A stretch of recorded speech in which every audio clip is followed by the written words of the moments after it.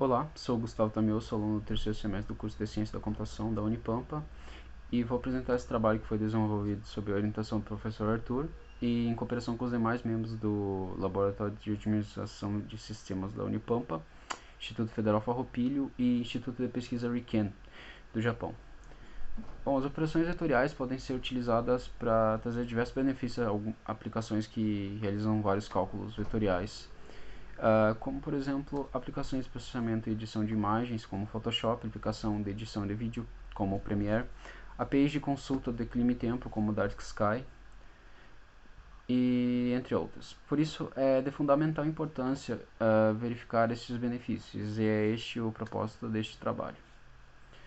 A apresentação será dividida da seguinte forma: operações escalares, operações vetoriais, diretiva Pragma-SIND, tecnologia SIND, ambiente de testes, aplicações, resultados e conclusão, e trabalhos futuros. Bom, para melhor entendermos o funcionamento das operações vetoriais, primeiro eu vou mostrar como funcionam as operações em um processador escalar, sem o uso das operações vetoriais. Suponha dois vetores, A e B, de vetores inteiros com 4 posições, e você quer realizar a soma entre esses dois vetores e armazenar em um vetor C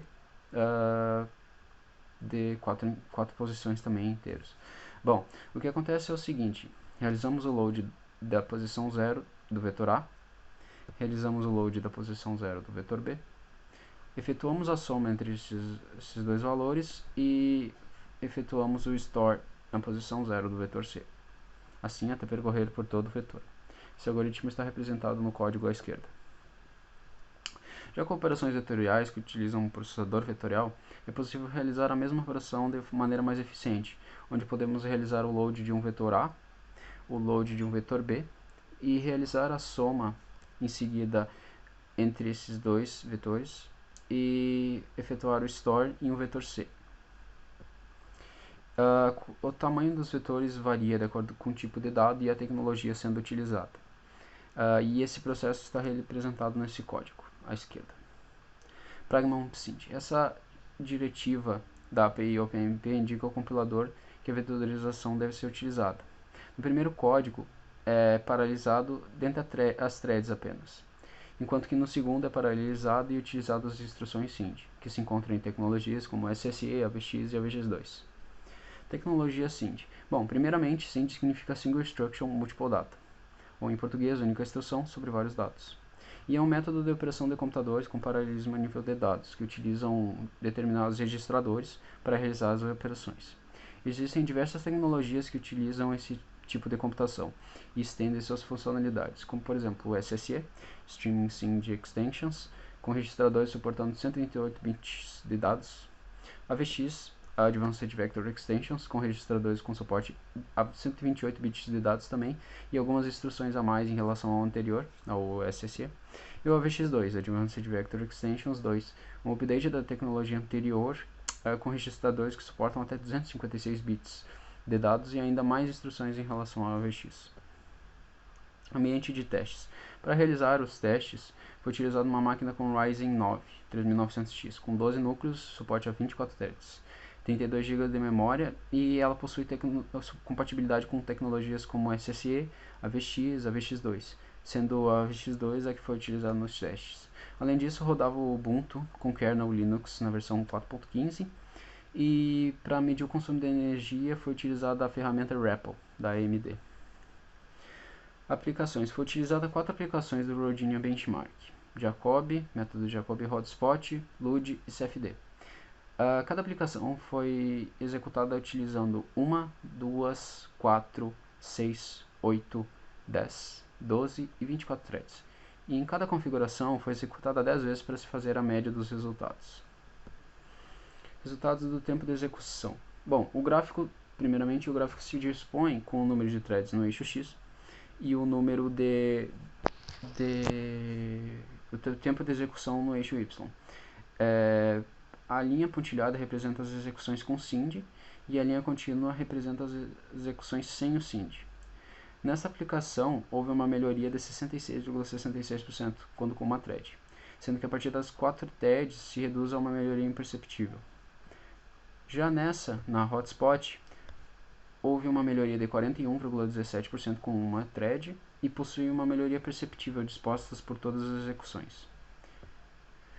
Em LUD, a melhoria é de 38,88%, tornando a não ter diferença perceptível a partir das 8 threads. Nesta, a melhoria é de 3,84%, com uma thread, e a melhoria se torna imperceptível a partir das 4 threads. Resultados do consumo de energia. O gráfico se dispõe novamente, com o eixo X sendo o número de threads e o eixo Y o consumo de energia em joules. Novamente, a linha tracejada representa execuções com SIND e as linhas contínuas as execuções sem SIND. Nessa aplicação, a Jacob, existe uma melhoria de 64,27% ao se utilizar uma thread e ao se usar SIND. Se reduz a melhoria até as 4 threads, a partir de onde, conforme aumenta-se o número de threads, aumenta o consumo de energia. Porém, ainda assim, utilizando o SIND, o consumo é menor.